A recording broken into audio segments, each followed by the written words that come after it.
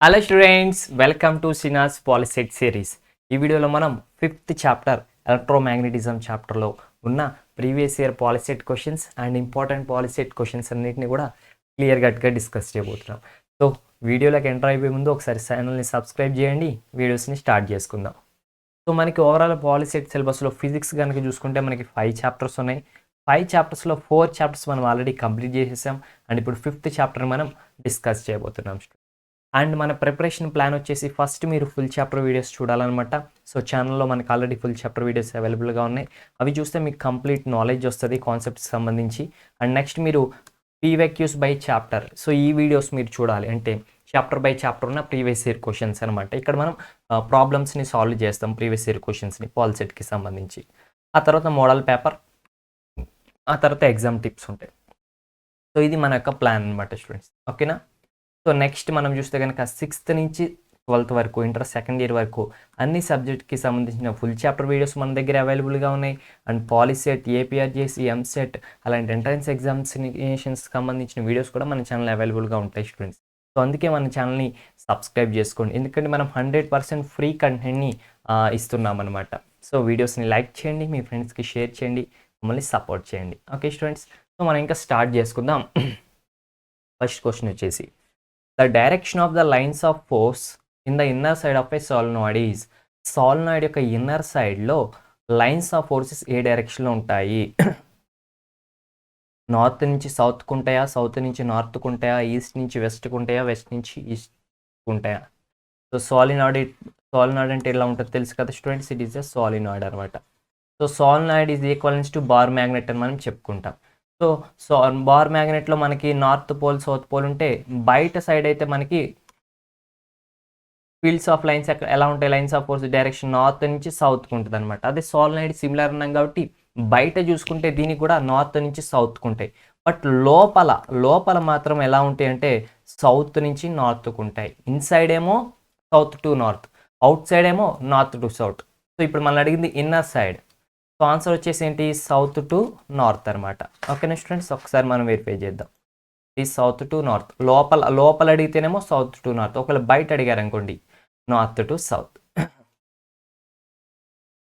If delta phi by delta t is the rate of change of flux and I is the current, then the electric power is. So delta phi by delta tea అంటే ఏంటంటే it is the rate of change in flux అనమాట. So టైంతో పాటు ఫ్లక్స్లో వచ్చిన change అనమాట. ఓకేనా students. And I వచ్చేసేమో కరెంట్ అనమాట. So power value find out చేయమంటున్నారు, ఎలక్ట్రికల్ పవర్. సో నార్మల్గా పవర్ అంటే ఏంటి మనకు తెలుసు, V²/R తెలుసు. అట్లనే మనకి ఇంకేం ఫార్ములా తెలుసు, IV కూడా తెలుసు. కరెంట్ I ఇచ్చారు, బట్ V అంటే ఏంటి, పొటెన్షియల్ డిఫరెన్స్. సో ఇక్కడ delta phi by delta tea అంటే ఏంటి, we know induced EMF is equals to delta phi by delta T. So EMF induced అంటే delta phi by delta T అని తెలుసు అనమాట.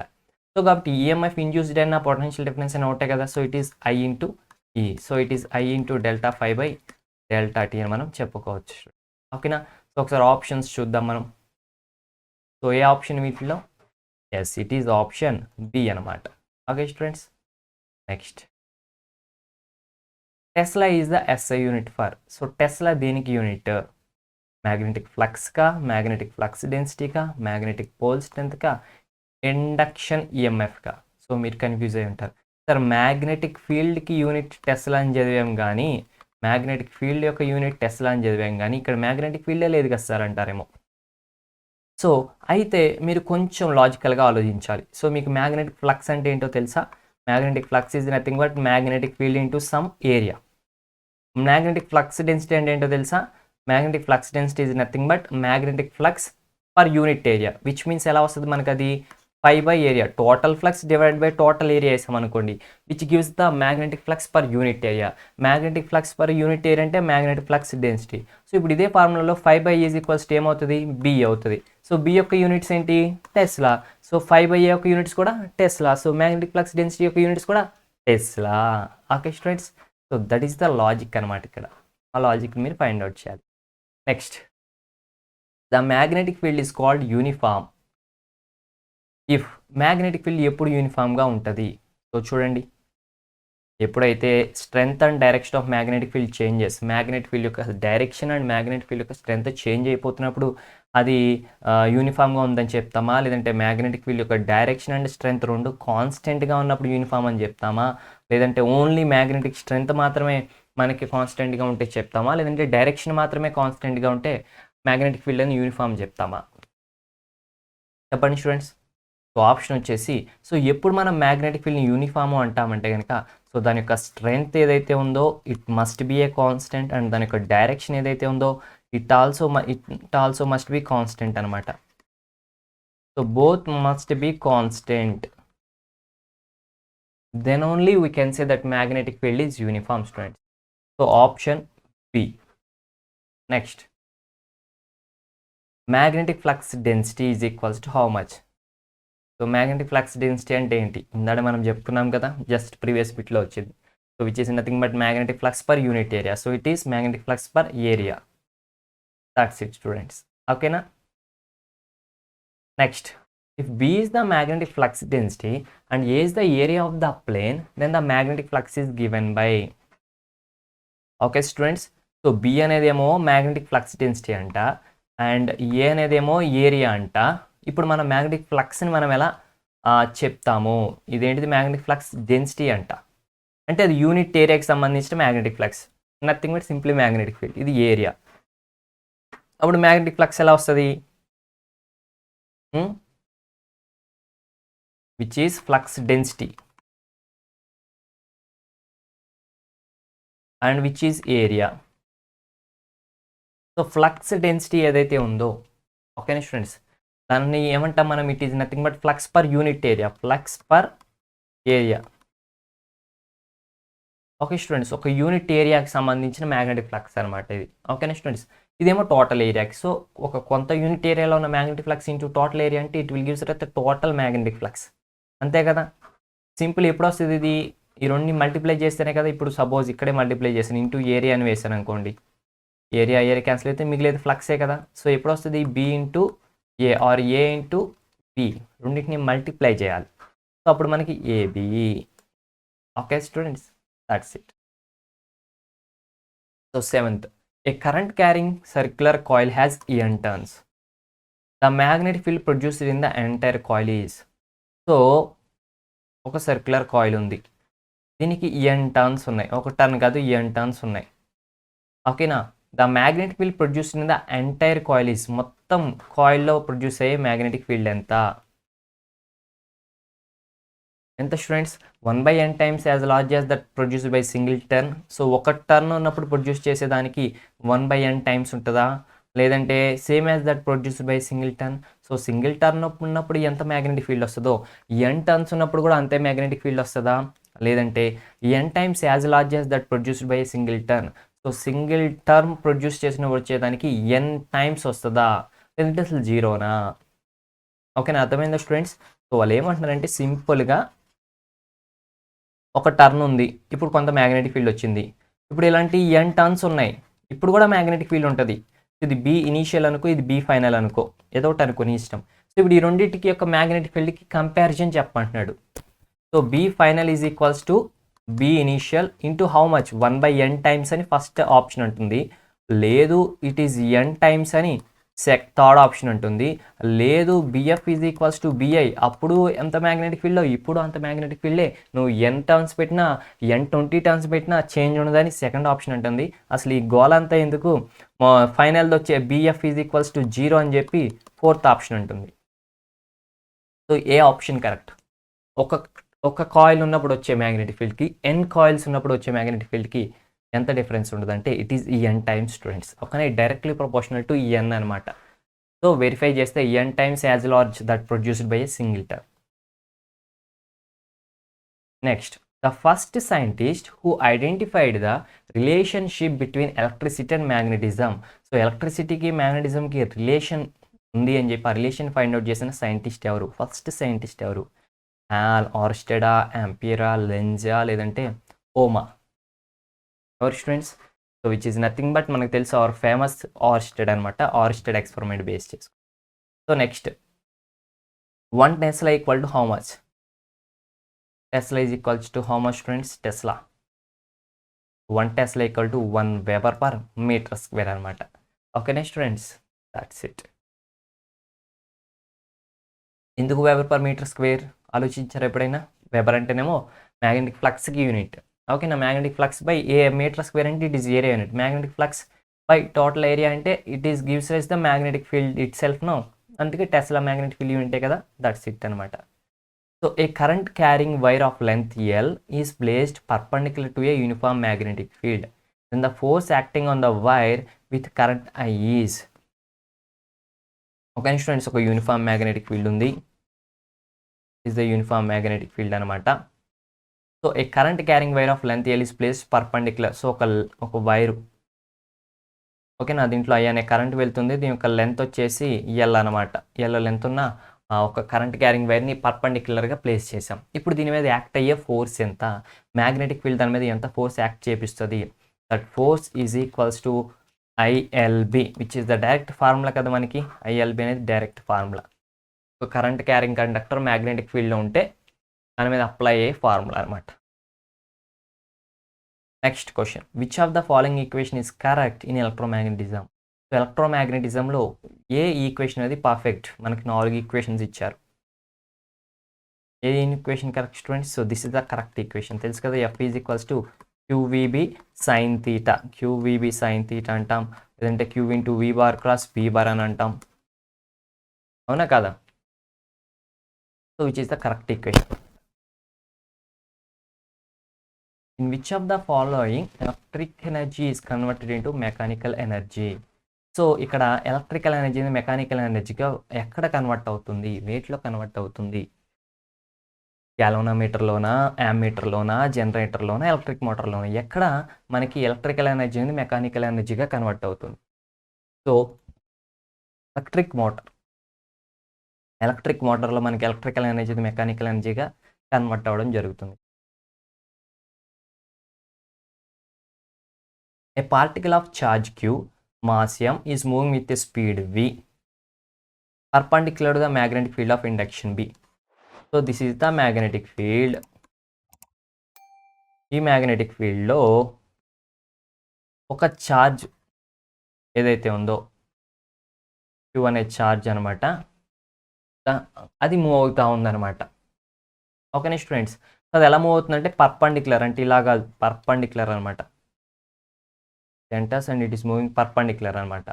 సో ఇలా పర్పెండిక్యులర్ ఎంటర్ అయినప్పుడు మనకు తెలుసు, ఒక యూనిఫామ్ మ్యాగ్నెటిక్ ఫీల్డ్లోకి పర్పెండిక్యులర్ ఒక ఛార్జ్ ఎంటర్ అయితే అది ఎటువంటి పాత్లో వెళ్తుంది? సర్క్యులర్ పాత్లో వెళ్తుంది అని మనకి తెలుసు అనమాట.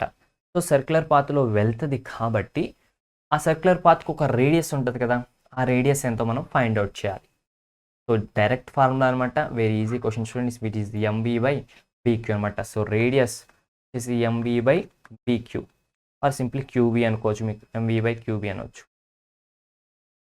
That's it student. If the angle between moving charge and magnetic field is theta. Okay students, so ఒక మూవ్ అయ్యే ఛార్జ్కి అండ్ మ్యాగ్నెటిక్ ఫీల్డ్ మధ్యలో యాంగిల్ అయితే తీటా, ఎందుకంటే పర్పెండిక్యులర్ అనుకున్నాం, ఇప్పుడు theta. The magnetic force acting on the charge is, so ఆ charge మీద యాక్ట్ అయ్యే మ్యాగ్నెటిక్ ఫోర్స్ ఎంత students? Which is QB by sine theta. But ఇక్కడ ఎక్కడ ఇవ్వలేదు కదా సార్ అనుకుంటారు మీరు. అయితే 1/cosecant తీటా అంటే ఎంత? నథింగ్ బట్ సైన్ తీటా అనే కదా. So this is equivalence to this అనమాట. Verify. 15th question, no force works on the conductor carrying electric current when it is kept dash. So ఇప్పుడు ఏమైందంటే మనకి ఒక కండక్టర్లో కరెంట్ అనేది క్యారీ అవుతుంది. Okay students, so current carry అవుతూ ఉందన్నమాట ఒక కండక్టర్లో, ఐ అనే కరెంట్. సో దీని మీద ఎప్పుడు ఫోర్స్ అనేది వర్క్ చేయదు. అది మ్యాగ్నెటిక్ ఫీల్డ్కి దూరంగా ఉన్నప్పుడా, మ్యాగ్నెటిక్ ఫీల్డ్ లోపల ఉన్నప్పుడా, మ్యాగ్నెటిక్ ఫీల్డ్కి పర్పెండిక్యులర్గా ఉన్నప్పుడా, మ్యాగ్నెటిక్ ఫీల్డ్కి ప్యారలల్గా ఉన్నప్పుడా. సో ఎప్పుడు దాని మీద ఫోర్స్ అనేది యాక్ట్ అవ్వదు. చెప్పండి స్టూడెంట్స్, మ్యాగ్నెటిక్ ఫీల్డ్కి ప్యారలల్గా ఉన్నప్పుడా, పర్పెండిక్యులర్గా ఉన్నప్పుడా, దూరంగా ఉన్నప్పుడా ఎప్పుడు ఫోర్స్ యాక్ట్ అవ్వదు? ఎప్పుడు ఫోర్స్ యాక్ట్ అవ్వదంటే ఎప్పుడైతే అది మ్యాగ్నెటిక్ ఫీల్డ్కి ప్యారలల్గా ఉంటుందో అప్పుడు యాక్ట్ అవ్వదు అనమాట. ఎందుకంటే ప్యారలల్గా ఉన్నప్పుడు మనకి సైన్ తీటా వాల్యూ ఏమవుతుంది? 0 అయిపోతుంది. సో ఓవరాల్ ఫోర్స్ 0 అయిపోతుంది. Next question, I0 and V0 are the peak values of alternating current and alternating voltage for an alternate generator, then their RMS values. So I0 to V0 అనేవి peak values అంట. అప్పుడు వాటి యొక్క RMS values same అవుతాయి. RMS వాల్యూస్కి peak వాల్యూస్కి మధ్య relation అనమాట student. So చూడండి, A B C D 4 options ఉన్నాయి మనకి ఇక్కడ. వీటిలో ఏది కరెక్ట్? సో చూస్తే వాటి రెండింటికి మధ్య రిలేషన్ వచ్చేసి I0/√2. So IRMS is equals to I0/√2 అనమాట. VRMS is equals to V0/√2. Okay students, so that is the way అనమాట. నెక్స్ట్, ఒకవేళ మీరు ఛానల్కి కొత్తగా వచ్చి ఉంటే కనుక స్టూడెంట్స్, సో సబ్స్క్రైబ్ చేసుకోండి, వీడియోకి లైక్ ఇవ్వండి, మీ ఫ్రెండ్స్కి షేర్ కూడా చేయండి. అలాగే డౌట్స్ ఉంటే కామెంట్ చేయడం మర్చిపోవద్దు. అండ్ మనం 17th క్వశ్చన్ చూద్దాం. When ever there is continuous change of magnetic flux linked with a closed coil, A current is generated in the coil. This is which law? So ఇప్పుడు ఒక coil ఏదైతే ఉందో దీంట్లో magnetic flux అనేది కంటిన్యూస్గా change అవుతుంది అనమాట. సో దీనివల్ల ఏమవుతుంది? కరెంట్ అనేది జనరేట్ అవుతుంది. సో ఇది చెప్పింది ఎవరు? దాన్ని లెన్స్లా అంటామా, ప్యారడేస్లానా, యాంపియర్స్లానా, ఆర్ ఓమ్స్లానా? సో ఇక్కడ మీకు ఖచ్చితంగా రెండు తెలుసు. యాంపియర్స్లో అయితే కాదు, ఓమ్స్లో అయితే కాదు. ఈ రెండిట్లోనే డౌట్. సో ఏలా స్టూడెంట్స్? సో మనకి ఫ్యారడే అనమాట, ఫ్యారడేస్లా. అయితే ఇక్కడ డౌట్ రావచ్చు, అదేంటి సార్ లెన్స్లో ఎందుకంటే ఇక్కడ కరెంట్ ఇండ్యూస్ అవుతుంది. సో కరెంట్ ప్రొడ్యూస్ అవుతుంది అని చెప్పిందేమో ఫ్యారడే, ఆ కరెంట్ యొక్క డైరెక్షన్ని చెప్పిందేమో కరెంట్ డైరెక్షన్ చెప్పిందేమో లెన్స్లా అనమాట. ఓకేనా? సో కరెంట్ ఇండ్యూస్ అవుతుంది అని చెప్పింది ఫ్యారడే, అయితే కరెంట్ డైరెక్షన్ చెప్పింది లెన్స్లా అనమాట. ఆ డిఫరెన్స్ మీరు అండర్స్టాండ్ చేసుకోగలగాలి. నెక్స్ట్ క్వశ్చన్, ఈ కండక్టర్ ఆఫ్ లెంత్. సో ఒక కండక్టర్ ఉంది, దాని యొక్క లెంత్ వచ్చేసి 1 మీటర్ అంట. మూవింగ్ విత్ వెలాసిటీ v అనే వెలాసిటీతో మూవ్ అవుతుందంట. పర్పెండిక్యులర్ టు ద మ్యాగ్నెటిక్ ఫీల్డ్కి పర్పెండిక్యులర్గా మూవ్ అవుతుంది అనమాట. Of strength 10 tesla. So magnetic field యొక్క స్ట్రెంత్ అయితే 10 టెస్లా అంట. And induce EMF of 10 volts. So దీనివల్ల ఇండ్యూస్ అయిన ఈఎంఎఫ్ ఏమో 10 volts అంట. Then what is the value of v? So మనకి ఇక్కడ ఫార్ములా తెలుసు, EMF induced is equals to BLV అని. సో మనకు కావాల్సింది v, కాబట్టి v is equals to how much? E/BL. ఓకేనా? సో E అంటేనేమో 10 volts డివైడ్ బై B అంటే 10, L అంటే 1. సింప్లీ ఇట్ ఈస్ 1 అనమాట, 1 meter/second. సో ఆప్షన్ C అవుతుంది. Okay, that's it. Next question, which among the following is responsible for an induced current in the coil? ఓకేనా? ఒక కాయిల్లో current induce అవడానికి వీటిలో ఏది రీజన్? ఏదవుతుంది స్టూడెంట్స్ రీజన్ ఒక కాయిల్లో కరెంట్ ఇండ్యూస్ అవడానికి? గ్యాల్వనోమీటర్ ఉండడం వల్ల, మ్యాగ్నెటిక్ ఫ్లక్స్లో ఉండడం వల్ల, లేదంటే change of magnetic flux to the coil, magnetic flux change అవడం వల్ల. So which is because of the change in magnetic flux. Magnetic ఫ్లక్స్లో చేంజే కదా కరెంట్ని ప్రొడ్యూస్ చేసేది. సో దట్స్ ఇట్ అనమాట. Next question, a coil has 200 turns, N is equals to 200. If an increase in magnetic flux through 1 turn of the coil is. So ఒక single టర్న్లో magnetic ఫ్లక్స్లో increase, so magnetic ఫ్లక్స్లో change ఎట్లా ఉందంటే it is 0.01 weber in 0.1 seconds. అంటే d∅dt value వాళ్ళు ఇచ్చారు, it is 0.001 divide by 0.1 అంట d∅dt. ఇది ఒక సింగిల్ టర్న్లో. Then the maximum induced EMF in the coil. So ఇప్పుడు టోటల్ 200 turns ఉన్నాయి కదా. సో టోటల్ ఇండ్యూస్డ్ ఈఎంఎఫ్ ఎంత? So total induced EMF equals to N into d∅dt. ఇది బేసిక్ ఫార్ములా. N అంటేనేమో 200, d∅dt అంటేనేమో 0.001 బై 0.1. సో 200 ఇంటూ 0.00 అంటే 1/1000, ఇదేమో 1/10. So ఈ 0 క్యాన్సిల్ అయిపోతే 200 ఇంటూ 1/100. సో ఆన్సర్ మీకు తెలుసు కదా, ఆప్షన్స్ చూడగానే చెప్పేస్తారు మీరు. So which is option B అనమాట. ఓకేనా, దాట్స్ ఇట్. సో ఫార్ములా ఇది యూస్ చేసాం మనం. Next, the law which states and induced EMF will appear in such a direction that it opposes the change in it's flux. So ఎలా చెప్పింది ఇది? So induced EMF ఎట్లా ఉంటుందంటే దాని యొక్క డైరెక్షన్ ఎట్లా ఉంటుందంటే మ్యాగ్నెటిక్ ఫ్లక్స్లో చేంజ్ని అపోజ్ చేసేలా ఉంటుంది. సో ఫ్యారడేస్ లానా, కిర్చాఫ్స్ లానా, ఓమ్స్ లానా, లెన్స్ లానా?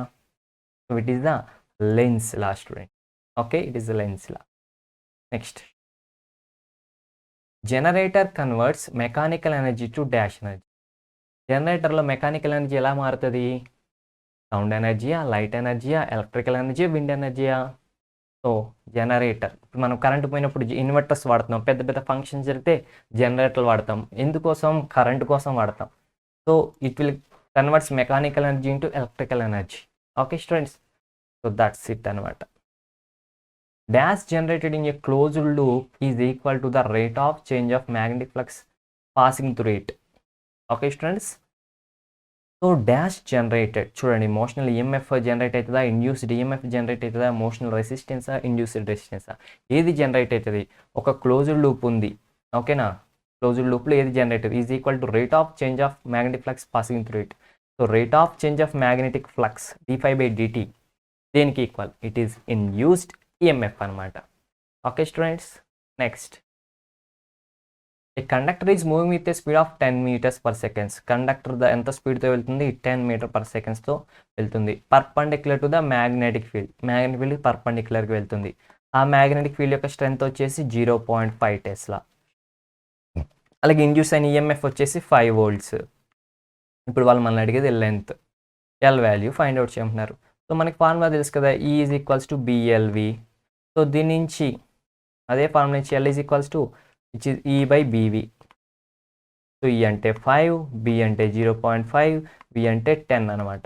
So which is equals to how much friends? 5/10 divide by 0.5. 5/10 అంటే 0.5 డివైడ్ బై 0.5. 1/1 1, 0.5/0.5 అంటే it is 1 students. Next, an induction stove works on this principle. Induction stove ఏ principle మీద work చేస్తుంది? Current పోయినప్పుడు మనం ఇండక్షన్ స్టవ్స్ వాడుకుంటాం కదా స్టూడెంట్స్. సో కరెంట్ పోయినప్పుడు కదా, గ్యాస్ ఒక్కొక్కసారి అయిపోయినప్పుడు. సో అవి ఏ ప్రిన్సిపల్ మీద వర్క్ చేస్తుంది? It works on the principle of electromagnetic induction అనమాట. ఓకేనా students? Next question, a conductor of 1 meter length. So ఒక కండక్టర్ యొక్క లెంత్ ఇచ్చారు 1 meter, moving with a speed of 10 meters/second. ఎంత స్పీడ్తో వెళ్తుంది? 10 meters/second స్పీడ్తో వెళ్తుంది. In direction perpendicular the direction of magnetic field. Magnetic field direction ఏంటంటే 0.8 Tesla అనమాట. Then induced EMF is how much? ఎంత ఈఎంఎఫ్ ఇండ్యూస్ అవుతుంది? సో దట్ ఈస్ BLV అనమాట. Okay students, it is 0.8 × 1 × 10.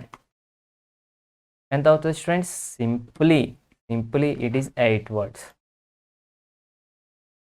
That's it students. So totally మనం 5 complete చేసేసాం. So మనకి 5 chapters ఉన్నాయి physics సంబంధించి.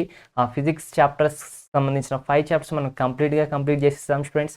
సో మన ఫిజిక్స్ సిలబస్ ఇక్కడతో కంప్లీట్ అయిపోయింది. సో మీరు మెయిన్గా ప్రీవియస్ ఇయర్ బిట్స్ని సాల్వ్ చేయండి. అండ్ సాల్వ్ చేసేటప్పుడు ఏదైతే ఫార్ములాస్ వస్తున్నాయో పక్కన నోట్ చేసుకోండి. ఆ ఫార్ములాస్ ఉన్న యూనిట్స్ నోట్ చేసుకోండి. ఆ ఫార్ములాస్ని ప్రాక్టీస్ చేయండి. సో అవే మనకి మళ్ళీ వచ్చే ఛాన్స్ ఉంది. మనం చాలా చూసాం, చాలా బిట్స్ రిపీట్ అవ్వడం చూసాం స్టూడెంట్స్. ఓకేనా? సో దట్స్ ఇట్ అనమాట. సో మనకి ఫుల్ చాప్టర్ వీడియోస్ కంప్లీట్ అయిపోయి అవి చూడండి, మీకు కాన్సెప్ట్స్ అర్థమవుతాయి. And previous year questions by chapter by chapter ఉన్న ప్రీవియస్ ఇయర్ క్వశ్చన్స్ కంప్లీట్ అయిపోయాయి. సో అవి చూస్తే మీకు ప్రాబ్లమ్స్ ఎలా సాల్వ్ చేయాలో అర్థమవుతుంది. అండ్ ఇప్పుడు నెక్స్ట్ అయితే మనకి మోడల్ పేపర్ అనమాట. మోడల్ పేపర్స్ ఉన్నాయి. సో దానికి లింక్ డిస్క్రిప్షన్లో ఉంటుంది, మీరు వెళ్ళి చూసేయండి. Okay students, so thanks for watching. Don't forget to subscribe the channel, like the video, share the video, comment below if you have any doubts. Okay, have a nice day. Bye bye students.